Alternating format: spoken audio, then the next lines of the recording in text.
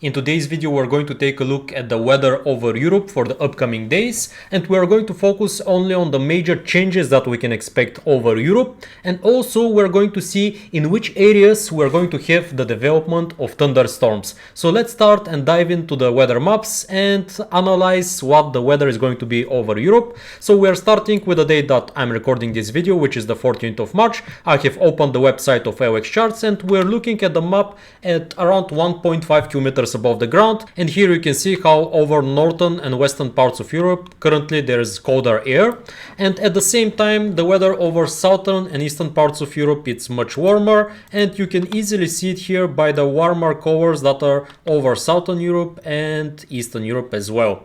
This is a usual pattern. When we have cooler weather over western Europe, usually this means that the weather over eastern Europe is going to be much warmer, and vice versa. When the weather over western Europe it's warmer, then usually we have colder air over eastern Europe, and this pattern constantly flips the weather system move, usually from west to east or from north to south, and everything changes. So we're going to have also a major change in the next days, so I'm going to show it to you just in a moment. Here you can see by the 15th of March the warm air is going to situate itself over southern eastern parts of Europe, and over the Balkans and South Italy is going to get much warmer than normal, with temperatures locally reaching up to 28-29 degrees.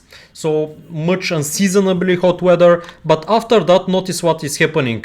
From the 16th of March, this colder air from the north is starting to push to the south, and a cold front is going to move all this warmer air to the east, and over eastern parts of Europe it's going to get much colder compared to the previous days. But it's not going to be only cold, it's going to be also colder than normal for the middle of March. Here you can see the cold air that is going to be situated over eastern parts of Europe by the 18th of March. At the same time you can see how over Western Europe the air has gotten much warmer compared to the previous days. This is a combined parameter of the CAPE, convective available potential energy, and shear. Shear is just the change of speed and direction of wind with height, and both of those, the CAPE, the convective available energy, and shear, are like fuel. They are energy for the storms, and when we have places where those combine and we have higher levels of their values when combined, we expect the atmosphere to be more unstable and for us to have the development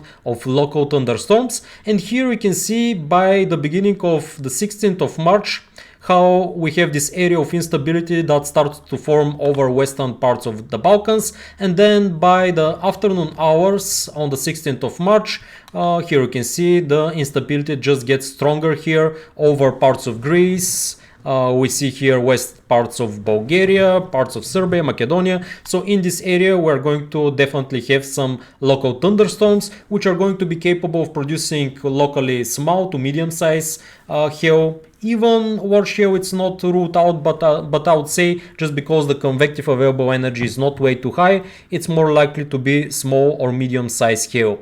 And I would like to show one more parameter. This parameter is one of my favorites once again, and it's showing us the depth of the layer with parcels that have high levels of CAPE and lower levels of SIN. SIN is just convective inhibition, it's just like the opposite force to the convective available potential energy. It's just like a lid that stops the convection.